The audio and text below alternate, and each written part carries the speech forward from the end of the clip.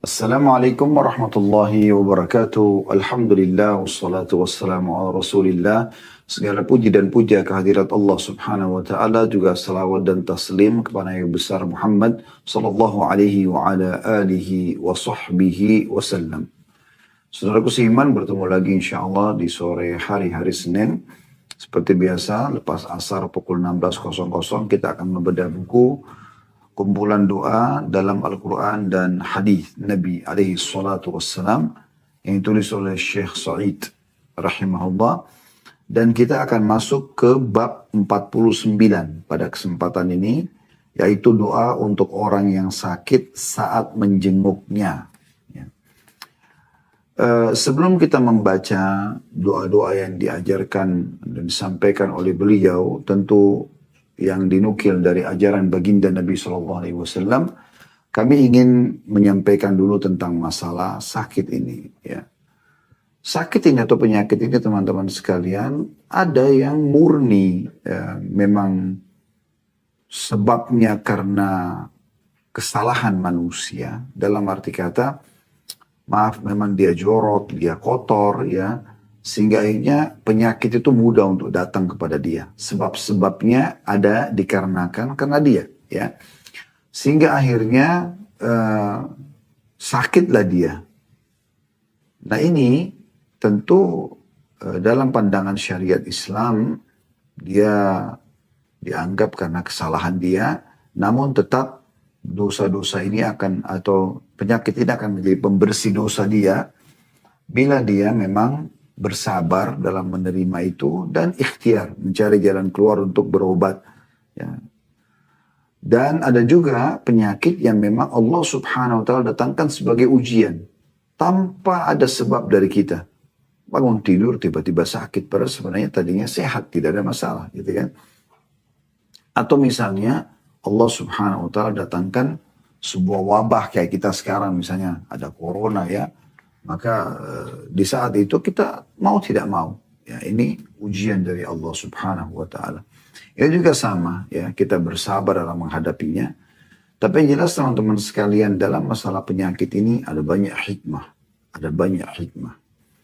Karena kalau manusia tidak pernah sakit sama sekali, maka dipastikan mereka tidak akan mengetahui nikmat kesehatan itu sendiri. Ini penting sekali. Kalau Anda tidak pernah lapar, ya, tidak akan pernah tahu nikmatnya kenyang. Kalau Anda tidak pernah capek, Anda tidak akan pernah tahu nikmatnya istirahat. Ya. Demikian juga dengan sehat ini. Seseorang kalau sudah kena penyakit, misalnya contoh dia demam, meriang, di saat itu dia susah sekali rasanya untuk terkena udara pun rasanya dingin, apalagi untuk mengkonsumsi, ya, minuman dan makanan dingin misalnya, ya. Maka berat sekali bagi dia. Ya. Tetapi di saat itu kalau dia lihat ada orang yang sedang sehat, dan orang sehat ini dengan enaknya dia mengkonsumsi minum di depan mata orang yang sedang sakit ini, situlah dia bisa tahu, oh ternyata kalau sehat itu luar biasa, ya. Bisa menikmati apa saja yang dia inginkan, ya. Nah di saat itu dia bisa menilai, oh ternyata kesehatan itu sesuatu yang sangat bermahal, sangat bernilai dan mahal, gitu. Ya, jadi banyak sekali hikmah-hikmahnya, di antara tadi yang kami sebutkan. Juga ada peringatan bahwa ada hikmah yang lain, ya.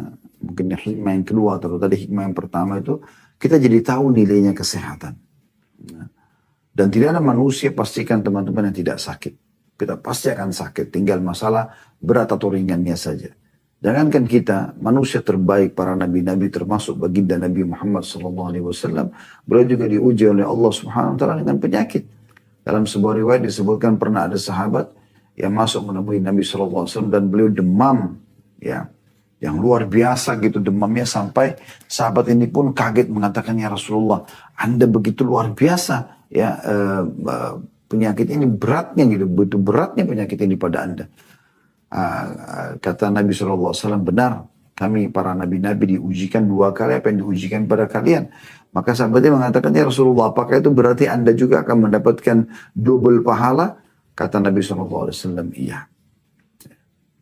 Sesungguhnya, ya, besarnya balasan pahala itu sesuai dengan besarnya cobaan yang ada. Jadi hikmah yang lain teman-teman sekalian yang kedua adalah peringatan dari Allah Subhanahu wa taala. Selain pasti penyakit itu, ya dengan penyakit kita bisa tahu nikmatnya kesehatan, dan dengan itu kita menyadari posisi kita sebagai manusia kalau ada pencipta yang mengatur, ya, itu hikmah yang pertama. Hikmah yang kedua adalah peringatan dari Allah Subhanahu wa taala. Peringatan, ya, bagi orang yang memang dasarnya melakukan dosa-dosa. Nah, ini peringatan buat dia. Banyak sekali orang subhanallah ditimpa penyakit akhirnya sadar tentang kesalahannya. Ada juga orang, ya, yang mungkin dia tidak berbuat kesalahan tapi Allah uji dengan penyakit supaya dia menyadari kalau ada Tuhannya Allah Subhanahu wa taala yang bisa, ya, menimpahkan cobaan apapun pada dia, ya, kalau Allah inginkan. Ya, Allah SWT sebutkan dalam surah Asy-Syura ayat 30 tentang masalah itu. A'udzu billahi minasyaitonir rajim, surah Asy-Syura ayat 30. Wa ma asabakum min musibatin fabima kasabat aydikum wa ya'fu an katsir.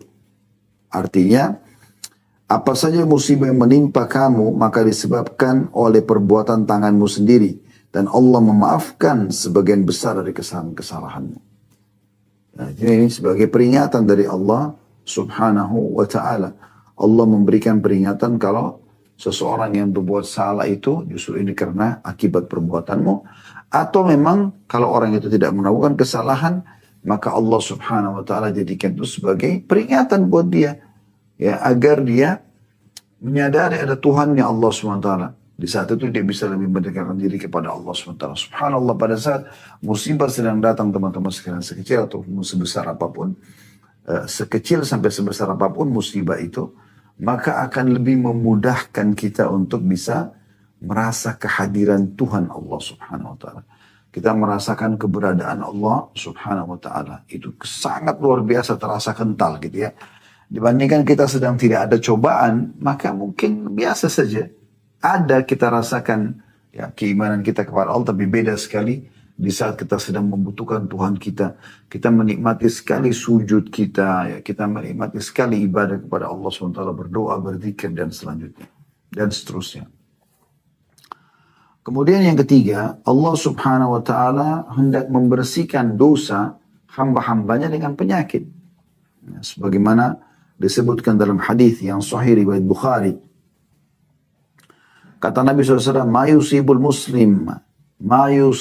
muslima min nasabin, wala wasabin, wala hammin, wala huznin, wala adhan, wala ghammin, hatta syaukati yushakuha illa kafarallah biha min khatayahu. Tidaklah seorang muslim ditimpa kepenatan, penyakit, kegelisahan, kesedihan, sakit hati, dan duka cita, hingga duri yang menyakitinya, kecuali, ya, dengannya Allah menghapuskan sebagian dosa-dosanya. Jadi jelas sekali tidak ada yang menimpa seorang muslim dari kepenatan, penat saja, ya, capek, letih, ya, penyakit apapun, mau ringan ataupun berat, ya. Tentu makin berat makin besar pembersihan dosanya. Kegelisahan, kesedihan, sakit hati, duka cita, kata Nabi SAW, hingga duri yang menyakitinya, kecuali dengannya Allah menghapus sebagian dosa-dosanya. Jadi memang Allah SWT dengan hikmah penyakit ini akan membersihkan, ya, dosa-dosa hamba-hambanya. Bahkan ada sebuah hadis, ya, sebuah riwayat yang pernah kami dengarkan, dan Nabi SAW mengatakan ada dosa-dosa yang tidak cukup dengan istighfar, tapi Allah akan ujikan pada hamba tersebut penyakit yang akan membersihkan dosa-dosanya. Yang keempat, kalau orang, ya, sedang diberikan ujian oleh Allah Subhanahu wa taala, berarti Allah mencintainya, termasuk penyakit dan yang lainnya. Karena ada hadis Nabi SAW yang berbunyi, "May yuridillahu bihi khairan yusib minhu." Barang siapa yang dikehendaki oleh Allah menjadi baik, ya, maka ia akan diberi Allah cobaan. Hadis ini riwayat Bukhari, ya. Bahkan para nabi-nabi pun diuji oleh Allah Subhanahu wa taala. Harusnya kan kalau kita mau berpikir secara akal manusia kita menganggap kalau nabi-nabi nggak perlu sakit, nggak perlu ada gangguan orang karena mereka utusan Allah, mereka manusia pilihan. Tapi justru mereka diuji oleh Allah Subhanahu wa taala. Mereka diuji oleh Allah Subhanahu wa taala. Maka bagaimana dengan kita manusia biasa yang bukan nabi-nabi ya? Maka ini penting sekali untuk ya kita garis bawahi. Jadi Allah Subhanahu wa taala kalau ingin kebaikan bagi hamba-hambanya di hikmah yang kelima ini, maka Allah akan memberikan cobaan pada dia. Karena dengan cobaan itu dia bisa memangkas umurnya dalam ketaatan. Karena kebanyakan kemaksiatan teman-teman terjadi justru di saat kita sedang lalai, ya. Kapan orang buat dosa? Di saat santai, ya. Anda lagi santai, lagi tidak ada kegiatan, diajak oleh teman-teman ke diskotik, ke karaoke. Anda akan pergi karena Anda pikir Anda lagi lowong. Anda akan banyak nonton TV karena Anda rasa waktu lowong.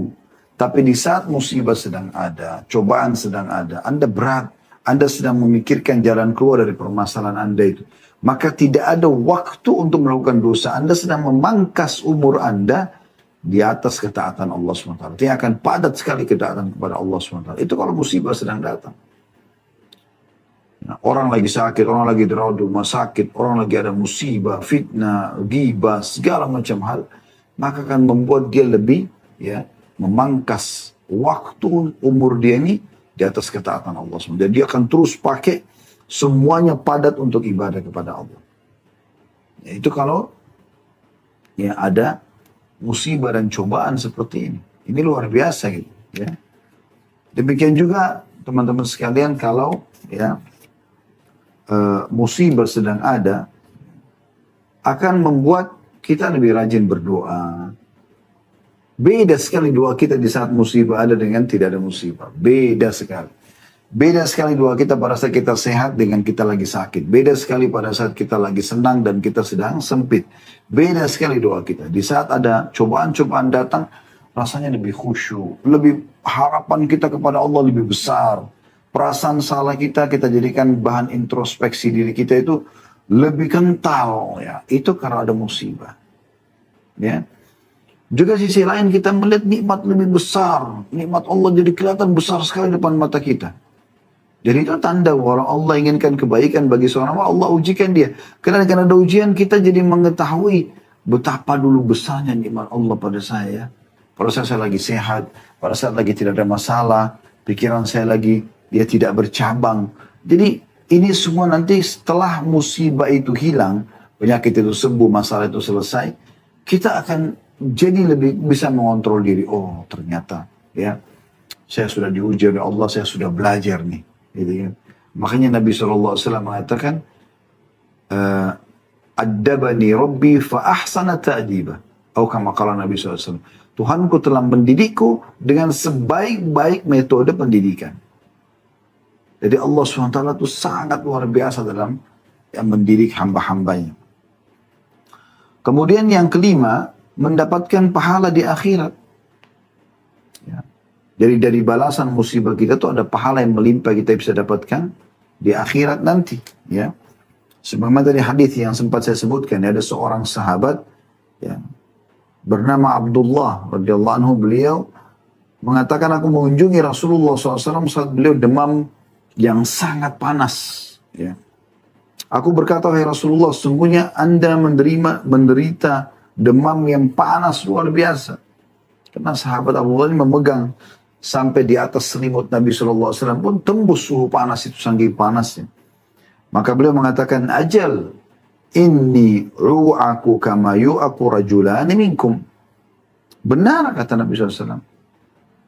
Sesungguhnya aku menderita demam panas ini berlipat ganda. Seperti dua orang laki-laki di antara kalian yang menderita demam. Jadi kalau demam kita tertinggi 40, derajat Nabi SAW bisa 80. 2 kali lipat. Padahal beliau seorang Nabi. Coba bayangkan. Ya. Karena sudah kita sebutkan banyak hikmah-hikmah daripada penyakit itu. Maka Abdullah berkata, dengan demikian berarti Anda mendapatkan 2 pahala ya Rasulullah. Kata Nabi SAW, ajal, dzalika kadzalik. benar, memang begitu kejadiannya. Nah, di sini diriwayatkan oleh Imam Bukhari. Dan Nabi SAW sudah mengatakan, siapapun yang sedang ditimpa musibah di antara kalian, maka ingatlah musibahku. Otomatis itu akan meringankan musibah dia. Yang keenam, kesempatan untuk bersabar. Kapan kita dapatkan pahala sabar? Justru pada saat sedang ada cobaan. Penyakit lah, gangguan orang lah, segala macam. Justru di situ. Kalau lagi tidak ada, bagaimana? Apa kita mau sabar dalam apa? Gitu. Pahala sabar ini perlu kita raih juga. Dan perlu Anda ketahui bahwasanya banyak sekali ya firman Allah Subhanahu wa taala yang memuji orang-orang yang sabar ya. Orang-orang yang sabar, orang-orang yang ya, menerima apa yang Allah Subhanahu wa taala ujikan kepada mereka ya. Sebagaimana Allah mengatakan innama yuwaffas sabiruna ajrahum bighairi hisab. Sesungguhnya orang-orang sabar itu mendapatkan pahala mereka tanpa ada hisab lagi. Tanpa ada hisab lagi. Jadi besar sekali pahalanya gitu. Sebagaimana syukur itu besar akan mendatangkan ya nikmat-nikmat Allah yang melimpah, maka sabar akan mendatangkan pahala yang melimpah. Sampai dalam sebuah hadis Bukhari kata Nabi SAW, nanti orang-orang yang ujiannya sedikit di dunia, pada saat melihat orang-orang yang banyak ujian di dunia, mendapatkan pahala yang melimpah di hari kiamat, mereka berharap kembali ke dunia untuk digunting-gunting kulit mereka. Saking besarnya balasan hanya dengan sedikit bersabar dalam ujian di muka bumi ini. Dalam sebuah riwayat dari Ibnu Abbas radhiyallahu anhu, beliau berkata kepada muridnya Atha bin Abi Rabah rahimahullah, seorang ulama tabi'in, maukah aku perlihatkan kepadamu tentang seorang ahli surga, wanita ahli surga? Maukah aku ceritakan kepadamu seorang wanita ahli surga? Maka kata Atha, tentu. Kata Ibnu Abbas pada orang seorang wanita berkulit hitam pernah mendatangi Nabi SAW seraya berkata, sesungguhnya aku terkena epilepsi, ya, penyakit ayan. Dan aku takut terbuka auratku tanpa aku sadari, berdoalah kepada Allah untuk agar disembuhkan. Kata Nabi SAW apa? In syi'ti sabarti walakil jannah wa in syi'ti da'autullaha ayyu'afiyaki. Kalau kau mau, bersabarlah, maka bagimu surga. Apa itu sabar? Bukan elus dada duduk manis ya, sudah sering kita sampaikan itu. Tapi menerima takdir Allah. Anda bangun pagi, flu, demam. Anda terima dulu, oh Allah sedang uji saya. Anda bangun tidur, tiba-tiba ada yang fitnah, ada yang sakitin, ada yang segala macam. Oh iya, ini cobaan dari Allah. Anda terima dulu. Itu namanya sabar. Kemudian ikhtiar, mencari jalan keluar yang tidak melanggar syariat untuk menyelesaikan perkara Anda itu. Penyakit dan yang lainnya. Kata Nabi SAW, jika engkau mau, engkau bersabar, engkau akan dapat surga. Tetap ikhtiar, terima dulu keputusan Allah, kamu ikhtiar. Ya. Sampai nanti Allah berikan jalan keluar. Atau kau mau aku berdoa sekarang, Allah bisa sembuhkan kamu. Bisa. Ya. Tapi tidak ada jaminan surga ini. Gak ada pahala sabar yang melimpah yang nanti bisa dipanen. Maka wanita itu mengatakan, aku akan bersabar. Hadis ini diriwayatkan Imam Bukhari. Bahkan dalam riwayat hadis ini, sempat wanita itu mengatakan, kalau begitu ya Rasulullah, kalau saya sedang kambuh, seringkali aurat saya tersingkap ya. Coba berdoa sama Allah kalau gitu, supaya kalau kambuh tidak kena. Ya. Tidak terbuka aurat saya. Maka Nabi SAW pun mendoakan dia. Jadi ini contoh saja. Ya.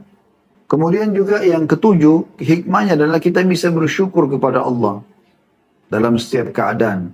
Banyak orang berpikir bersyukur hanya kalau nikmat ada. Tidak. Sedangkan ada musibah juga kita disuruh bersyukur. Karena Allah sebagai pencipta lebih tahu. Allah tidak ingin keburukan buat kita. Tapi Allah datangkan dengan hikmahnya yang luar biasa. Yang manusia banyak tidak faham masalah itu. Tapi bersangka baiklah dengan Tuhan Anda, wahai saudaraku seiman. Karena disebutkan dalam sebuah hadis ya. Kana idza ra'a ma yuhibbu qala alhamdulillahilladzi bi ni'mati tatimmus shalihat.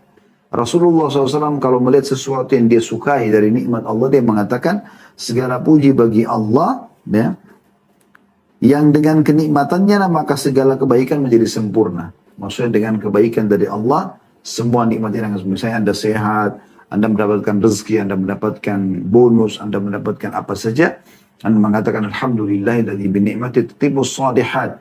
Ya, segala puji bagi Allah, dengan nikmatnya lah semua kebaikan itu tersempurnakan.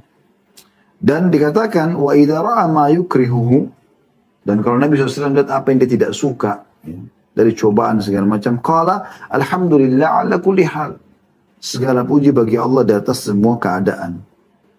Hadis ini disahihkan oleh Syarban dalam silsilah ahadits sahihah, ya.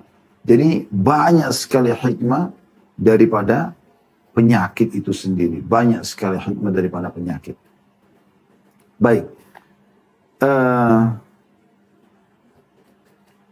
Kalau ada orang yang sedang diuji dengan penyakit, teman-teman sekalian, Anda dianjurkan, baik Anda sedang ditimpa atau Anda sedang menjenguk orang yang sakit. Yang pertama, kalau Anda sedang sakit tetap bersabar. Anda sedang diuji tetap bersabar. Ya. Kami sudah bacakan tadi firman Allah SWT dalam surah Az-Zumar ayat 10 ya. Potongan akhir ayat, innama yuwaffas sabirun ajran bighairi hisab. Sesungguhnya orang-orang sabar itu, ya, yang dicukupkan pahala mereka tanpa batas. Jadi sabar saja. Dan disebutkan dalam sebuah hadis Nabi SAW, hadis yang masyhur. Hadis ini riwayat Imam Muslim. Ajaban di amril mu'min, sungguh mengagumkan perkara orang beriman. Inna amro kulluhu khair. Karena semua urusan yang beriman baik semuanya. Walaysa dzalika li ahadin illa lil mu'min. Dan itu tidak dimiliki kecuali oleh orang-orang beriman saja. In asabathu sarra'u syakar, fakana khairan lah. Kalau diberikan nikmat dia bersyukur. Dan itu baik buat dia. Wa in asabathu dharra'u sabara fakana khairan lah. Dan kalau dia diberikan cobaan maka dia bersabar, dan itu juga baik buat dia. Jadi ingat, kami pernah ingatkan teman-teman sekalian, syukur dan sabar ini ibarat dua sayap dalam kehidupan kita. Harus dua-duanya berimbang. Harus dua-duanya berimbang. Jadi nggak bisa tidak, ya. Harus dua-duanya berimbang. Jadi syukur dan sabar ini dua sayap. Anda nikmat Anda bersyukur. Ada cobaan Anda bersabar. Ini harus sama, balance. Ada orang, teman-teman, dapat nikmat dia bersyukur, alhamdulillah. Tapi saat musibah datang, dia berkeluh kesah. Nah ini tidak berimbang ini. Karena dia seperti cuma menggunakan satu sayap, dan sayap yang satunya ini patah. Gak bisa, tidak stabil hidupnya. Ya. Atau ada orang, nikmat ada, dia kufur. Musibah ada, dia bersabar. Ada orang begitu, misalnya orang miskin, dia sabar gitu. Pas dikasih nikmat, dia kufur nikmat. Ini juga tidak baik. Di saat dia lagi susah, dia bersabar dalam kehidupan, penyakit, susahnya hidup, segala macam, kontrak sana sini. Tapi di saat diberikan nikmat, dia malah kufur nikmat. Nah ini juga tidak baik. Tidak balance juga sayapnya, ya. Sabarnya ada, tapi syukurnya hilang. Nah, jangan begitu. Jadi harus balance dua-duanya. Nikmat Anda bersyukur, cobaan Anda bersabar. Dan Anda harus fahami baik-baik ini. Ingat, di saat musibah datang sekecil sampai sebesar apapun, sabar. Itu poinnya. Dan syukur, dan nikmat sedang ada, bersyukur. Kalau Anda bisa lakukan, Anda luar biasa. Dan ada orang yang paling buruk, teman-teman sekalian. Nikmat ada, kufur nikmat, tidak bersyukur, musibah ada, berkeluh kesah. Ini orang yang paling buruk kedudukannya di sisi Allah subhanahu wa ta'ala. Jadi harus hati-hati sekali.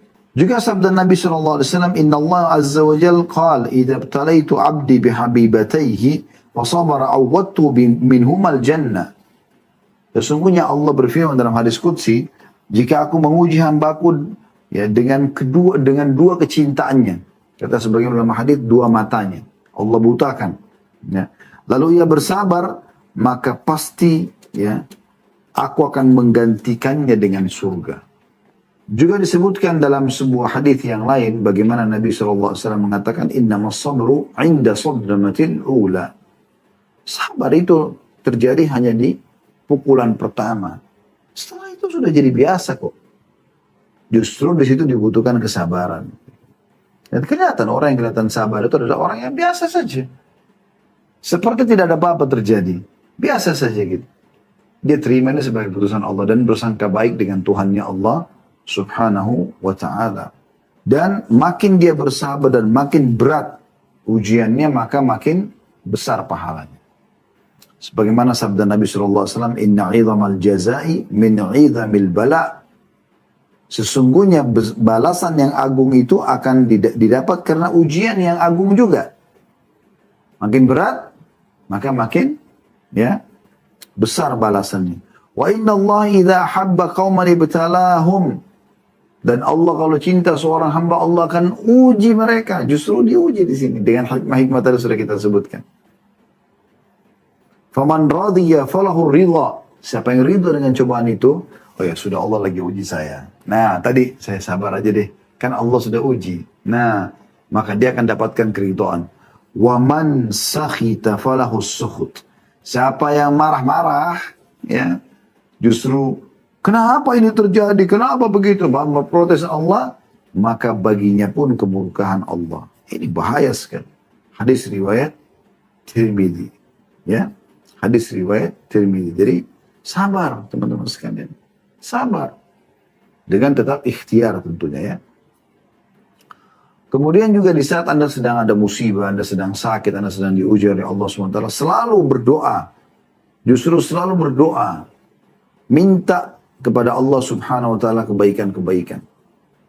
Sebagaimana dalam hadis Al-Abbas bin Abdul Muttalib radhiyallahu anhu, paman Nabi SAW, dia berkata, aku bertanya kepada Rasulullah SAW, ajarkan kepada aku bagaimana aku memohon kepada Allah. Maka kata Nabi SAW, salillahal afiyah. Mintalah kepada Allah keselamatan. Semasa dari penyakit, dari gangguan orang, minta selalu itu. Baik dunia maupun akhirat. Dalam hadis yang lain, masih terjadi setelah itu, 3 hari kemudian, Abbas mengatakan, aku datang lagi, mengatakan, wahai Rasulullah, ajarkan bagaimana aku memohon kepada Allah. Nabi SAW mengatakan, ya Abbas, ya amma Rasulillah, salillah al-afiyata fid dunya wal akhirah. Wahai Abbas, wahai pamannya Rasulullah, mohonlah keselamatan dunia dan akhirat. Selalu minta al-afiyah. Dan dalam hadis yang lain Nabi SAW mengatakan, Allahumma inni a'udzubika min zawali ni'amik atau ni'matik. Allahumma inni a'udzubika min zawali ni'matik. Ya Allah, aku memohon atau berlindung kepadamu atas lenyapnya nikmatmu. Kita sekarang lagi sakit nih. Ya Allah, ini sudah sakit nih, jangan sampai kesehatan hilang dari aku. Dia sekarang lagi proses menyorot nih, lagi turun. Kedudukannya lagi turun, hartanya. Justru dia minta, ya Allah, jangan sampai hilang nikmatmu ini dariku. Supaya Allah tetap pertahankan. Wa tahawuli afiyatik, dan berubah keselamatanmu dariku. Sehingga jadi celaka gitu. Wa fujaati nikmatik, dan tiba-tibahnya murkamu. Wa jami'i sahatik, dan semua kemurkahanmu. Kita berdoa di saat itu. Hadis ini riwayat Imam Muslim. Kemudian teman-teman sekalian, jangan berkecil hati dan tetap yakin dan bersangka baik dengan Allah Subhanahu wa taala. Ini juga termasuk yang kita harus lakukan, ikhtiar kita kalau kita sedang sakit, Dan ketahuilah kalau seandainya kita di saat lagi sehat sering mengerjakan amal-amal saleh, ini manfaatnya besar sekali Anda sering puasa Senin Kamis di saat sehat, Anda selalu sholat malam, Anda berzikir, Anda bersedekah, Anda sholat berjamaah di masjid. Semua Anda kerjakan. Di saat Anda sedang sakit, maka tetap pahalanya jalan. Sesuai dengan sabda Nabi SAW, "Idza marida al-'abdu aw safara kutiba lahu mithla ma kana ya'malu muqiman sahihan." Artinya, apabila seorang hamba sakit atau dalam keadaan bepergian, maka dituliskan baginya apa yang biasa ia lakukan ketika ia sedang tidak bepergian dan dalam keadaan sehat. Hadis riwayat Bukhari. Jadi makanya mumpung masih sehat, mumpung masih muda teman-teman sekalian, perbanyak amal-amal saleh. Justru sekarang waktunya. Kalau Anda kerjakan ini, Anda akan nanti panen pahala di saat Anda sedang ada masalah. Dan selalu sangka baik dengan Allah SWT dengan cara ikhtiar, berobat. Tetap ikhtiar. Dan yakin ini pasti Allah memiliki hikmah yang besar dari masalah yang sedang Anda hadapi. Sebagaimana sabda Nabi SAW, di kulli da'in dawa, fa'idha usiba dawa'ud da'i bari'a bi'idnillahi ta'ala. Setiap penyakit pasti ada obatnya. Apabila obat penyakit itu tepat, maka penyakit itu akan sembuh dengan izin Allah. Ya. Juga sabda Nabi SAW dalam hadis qudsi, Allah berfirman, Yaqulullahu azza wa jalla, Allah yang maha mulia dan maha tinggi berfirman, Ana inda dhanni abdi bi, wa ana ma'ahu idha da'ani.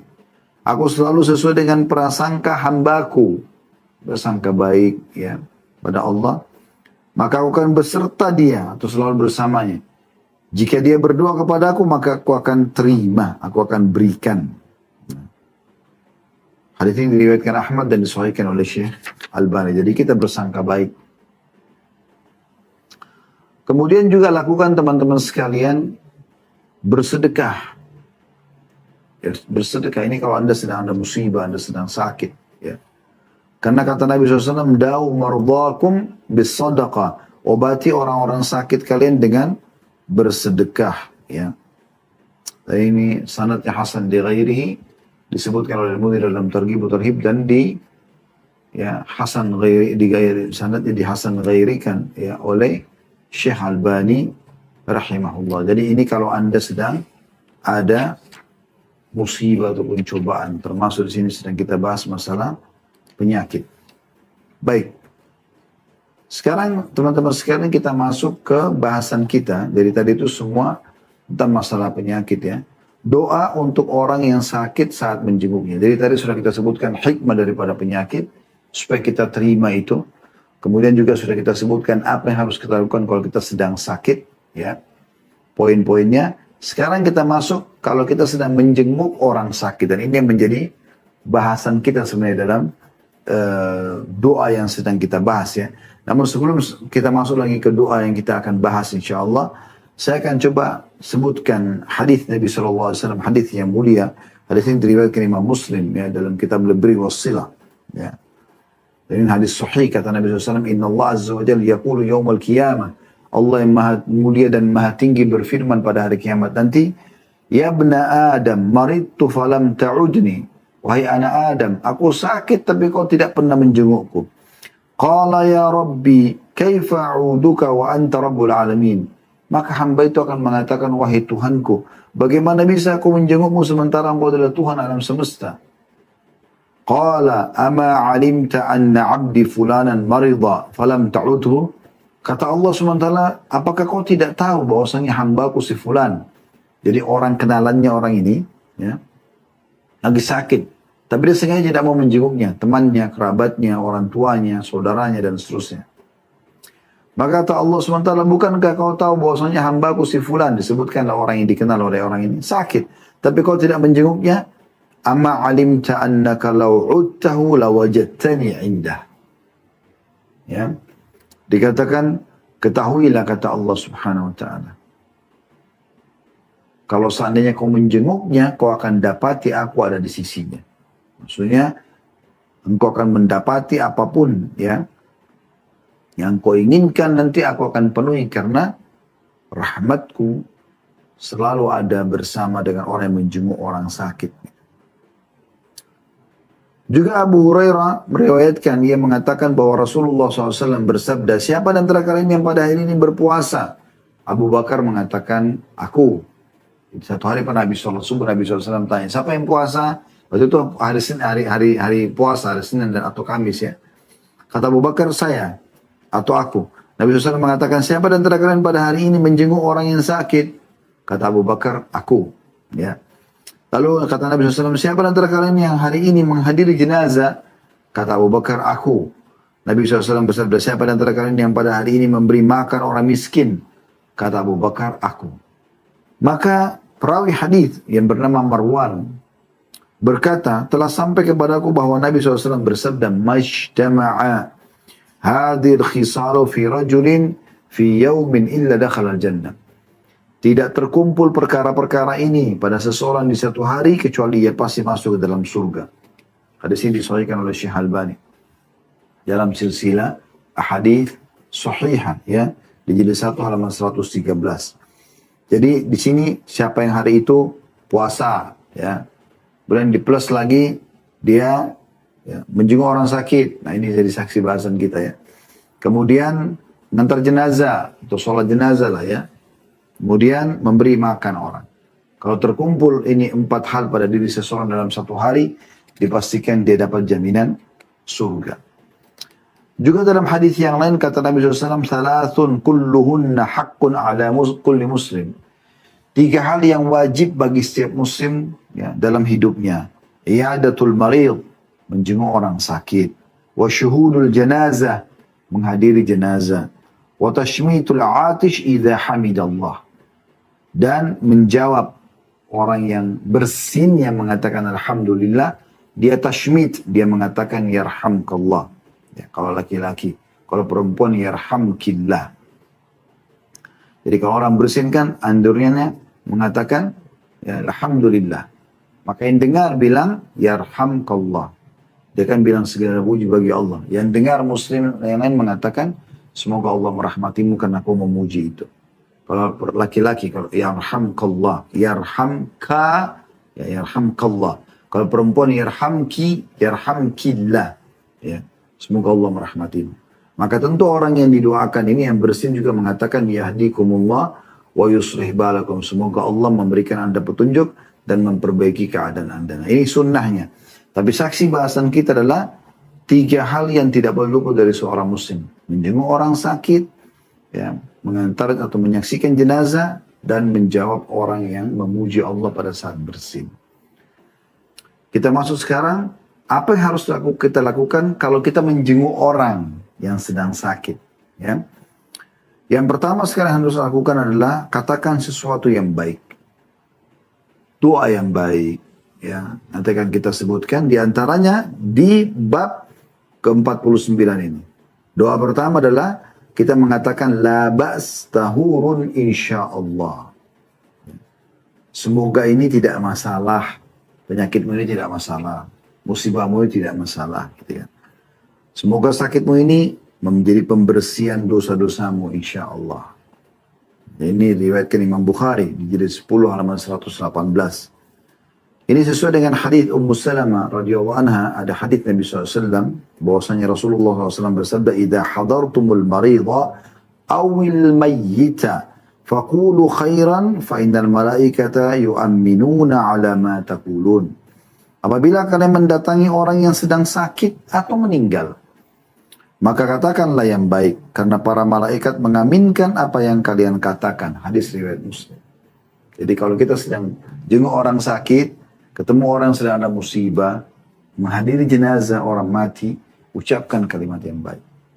Semoga insya Allah kalau sembuh, tidak apa-apa, ini jadi pembersihan dosa. Ya, kalau orang meninggal, ya Allah semoga engkau maafkan kesalahannya, kasihanilah dia ya Allah. Jadi kan terimalah amal-amal solehnya. Jadi begitu.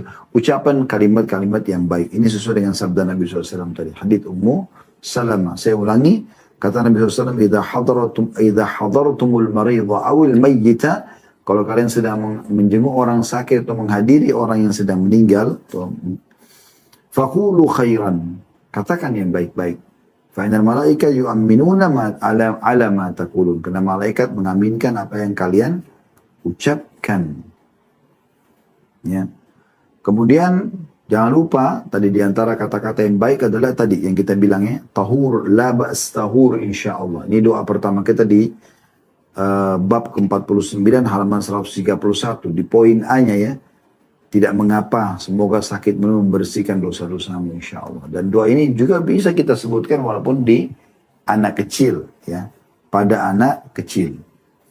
Kemudian doa yang kedua di situ di poin B-nya kita membaca as'alullahal azim rabbal arsyil azim ayyashfiyaka. Jadi kalau kita bagi 3 doa ini, as'alullahal azim, aku mohon kepada Allah yang maha agung, rabbal arsyil azim, pemilik singgasana yang agung, ayyashfiyaka, agar menyembuhkan penyakitmu ini. Ya, ini disebutkan ada footnote nomor 180. Rasulullah SAW bersabda, perhatikan hadis ini agung sekali ya. Bagian pegang bukunya tolong dilihat. Di halaman 131, footnote 180 di bawah. Rasulullah SAW bersabda, tidaklah seorang hamba muslim mengunjungi seorang yang sakit yang belum datang ajalnya, selama belum saatnya dia mati. Lalu dia membaca sebanyak 7 kali doa tadi. As'alullahal-azim, Rabbal arsyil azim, ayyashfiyaka. Ya, perhatikan di situ lafaz akhirnya, ayyashfiyaka. Itu kalau laki-laki. Kalau perempuan, ayyashfiyaki. Diganti jadi kasrah, ya. Kata Nabi SAW, kalau dia baca, datang menjenguk seorang yang sakit. Siapapun yang sedang sakit. Anda coba praktikin dan yakin dalam hati ya. Kalau Anda mau saudara Anda, kerabat Anda, sahabat Anda, saudara Anda muslim itu sembuh, maka baca 7 kali doa ini. As'alullahal-azim, Rabbal arsyil azim, ayyashfiyaka. Kalau laki-laki, ayyashfiyaka. Kalau perempuan, 7 kali. Kata Nabi SAW, selama ajalnya belum datang, pasti Allah sembuhkan. Hadis ini diriwayatkan Tirmidzi dan juga Abu Daud. Ini hadis yang agung sekali. Ya, dijamin oleh Nabi SAW kalau akan sembuh. Akan sembuh. Dan kalau Anda mengunjungi orang yang sedang sakit ini, selain Anda doakan, seperti nanti akan ada banyak doa-doa juga yang akan kita sebutkan insya Allah, maka Anda juga dianjurkan berdoa buat diri Anda sendiri ya. Ada doa yang Anda dianjurkan baca ya. Sebagaimana sabda Nabi SAW, man ra'a mubtalan faqal. Siapa yang melihat orang yang sedang diuji oleh Allah, lalu dia mengucapkan, alhamdulillahilladzi afani mimma btalaka bihi. Segala puji bagi Allah yang telah menyelamatkan aku dari apa yang diujikan kepadamu.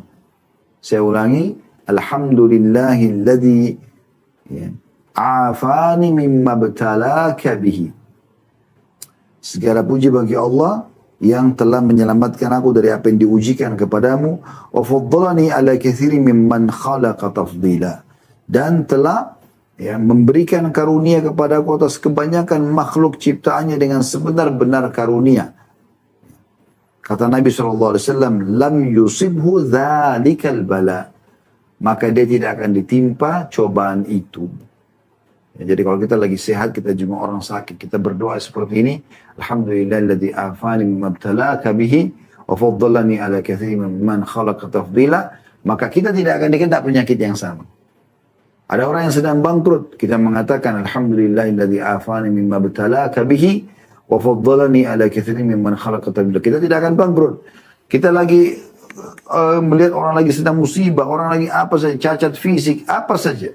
Baca ini, alhamdulillahilladzi afani mimma btalaka bihi wa faddalani ala katsirin mimma khalaqa tafdila. Jadi ini luar biasa ini, harus diperhatikan. Ya. Saya langsung sambung ke bab ke-50 ya. Ini penting juga untuk karena masih berhubungan dengan orang sakit, yaitu keutamaan menjenguk orang sakit. Walaupun tadi sudah yang sempat kita sebutkan ya, keutamaan atau anjuran orang menjenguk orang sakit. Tapi ada hadis ini mulia yang memang belum kita sebutkan tadi.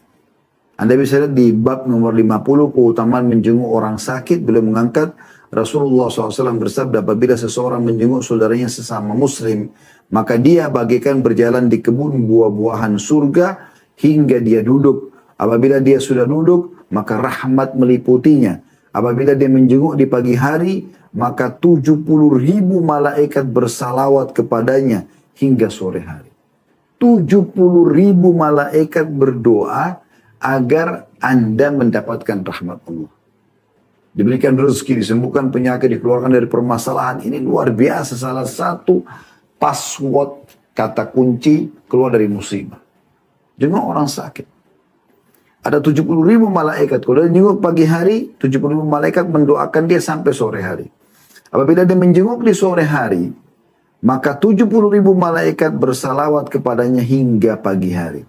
Dia datang sore hari kayak kita sekarang sore hari begini, maka 10 menit aja dia datang ke rumah sakit, dia jenguk di rumahnya, saudaranya, kerabatnya, orang tuanya yang sedang sakit, saudara muslim yang lain, tetangga misalnya.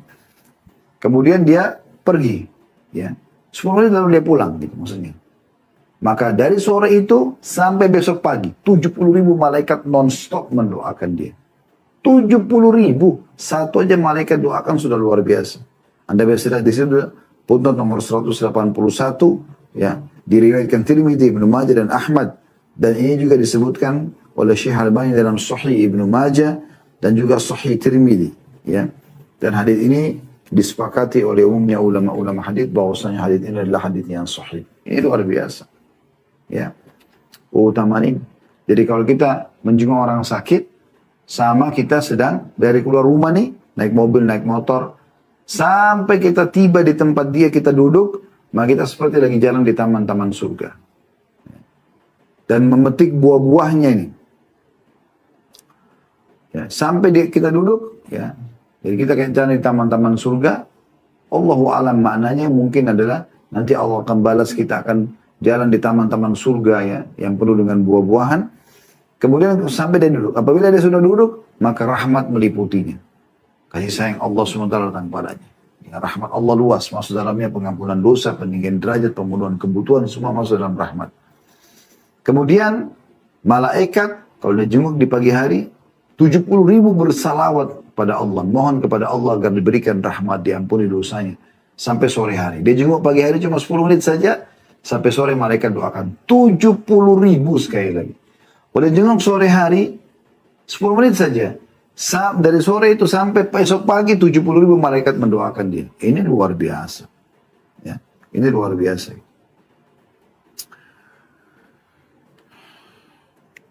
Kemudian teman-teman sekalian ada bab ke-51 di situ, ya. Doa orang sakit yang tidak memiliki harapan untuk hidup. Maksudnya kelihatan sudah dalam kondisi seperti akan meninggal dunia, kelihatan lemas sekali. Dokter juga mengatakan tidak ada harapan, ya.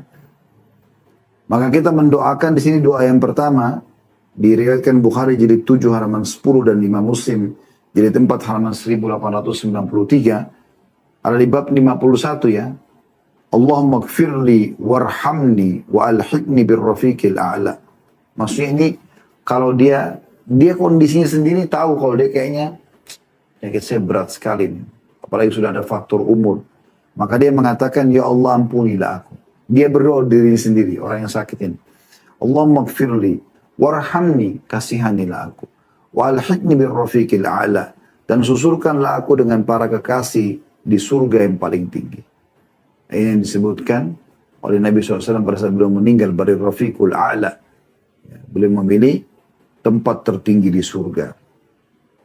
Nabi SAW memasukkan kedua tangan beliau ke dalam air, lalu beliau mengucapkan atau mengusap wajahnya pada saat beliau sudah merasa sudah sangat sakit, ya, kemungkinan akan meninggal. Beliau mengambil air lalu mengusap wajahnya sambil mengatakan, La ilaha illallah, inna lil mauti la sakarat. Tidak ada Tuhan yang berhak disembah kecuali Allah, sesungguhnya kematian itu memiliki sakarat atau rasa sakit atau rasa yang penuh dengan kekhawatiran. Kita dianjurkan mengucapkan La ilaha illallah, hadis riwayat Bukhari jilid 8 halaman 144. Ini bagi orang yang dirinya sudah tidak ada harapan gitu. Dia sendiri harus berdoa. Dia sudah tahu penyakitnya, dia sudah rasa lemas sekali. Penyakitnya sudah komplikasi, ya. Dalam riwayat lain dia mengatakan La ilaha illallah wallahu akbar. La ilaha illallah wahdahu. La ilaha illallah wahdahu la syarikalah. La ilaha illallah lahul mulku wa lahul hamdu. La ilaha illallah wa la hawla wa la quwata illa billah. Tidak Tuhan yang berhak disembah kecuali Allah. Allah Maha Besar. La ilaha illallah wallahu akbar. La ilaha illallah wahdah. Tidak Tuhan yang berhak, ya, disembah kecuali Ia satu saja. Ya, Ia semata. La ilaha illallah wahdahu la syarikalah, ya. Lahul mulku wa lahul hamd. Tidak ada Tuhan yang berhak disembah kecuali dan tidak ada sekutu bersamanya, ya. Miliknya lah kerajaan dan miliknya puji-pujian. La ilaha illallah wa la hawla wa la quwata illa billah. Tidak ada Tuhan yang berhak disembah kecuali Allah dan tidak ada daya dan kekuatan kecuali milik Allah. Kecuali milik Allah. Ya, ini kalau dia melihat dirinya sudah tidak ada harapan lagi, ya. Dan bagi Anda yang sedang menjenguk orang yang sedang sakit, dianjurkan Anda mengingatkan tentang kalau misal dianggap ini orang takutnya nanti sudah meninggal nih, gitu kan. Anda ingatkan supaya dia memperbanyak kalimat la ilaha illallah, ya. Anda juga mengingatkan dia tentang taubat nasuha. Kalau dia orang non-muslim, ajak dia masuk Islam. Jangan pernah takut dia terima atau tidak terima, itu nggak penting. Karena pernah disebutkan dalam sebuah riwayat yang sahih diriwayatkan oleh Bukhari, bahwasanya Nabi SAW pernah datang dan duduk di atas kepala, maksudnya di bagian atasnya ranjang, dan Nabi SAW datang di atas kepala, bagian kepala, bagian atas ranjang seorang anak muda Yahudi. Kemudian Nabi tahu orangnya sudah akan meninggal. Kata Nabi SAW, masuk Islam lah. Maka anak itu melirik ke ayahnya. Ayahnya ada sedekat situ. Lalu kata ayahnya, Ati' Abul Qasim. Ikutilah ayahnya Qasim. Maksudnya Nabi SAW. Maka orang itu pun syahadat.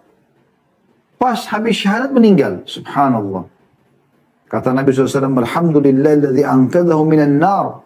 Segala puji bagi Allah yang telah menyelamatkan dia dengan syahadat ini dari api neraka. Dari api neraka. Ada pertanyaan di sini teman-teman sekalian. Boleh nggak kalau kita sedang menjenguk orang sakit, memang kita menangis? Karena orang ini sangat agung kedudukannya di sisi kita ya.